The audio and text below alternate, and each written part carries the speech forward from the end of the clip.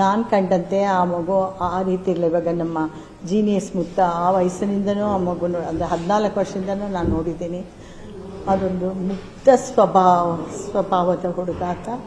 ತುಂಬ ತಂದೆಗೆ ಹೆದರ್ಕೊಳ್ಳೋ ಗೌರವ ಕೊಡ್ತಿದ್ದಂತ ಹೇಗೆ ಗೊತ್ತಿಲ್ಲ ನನಗೆ.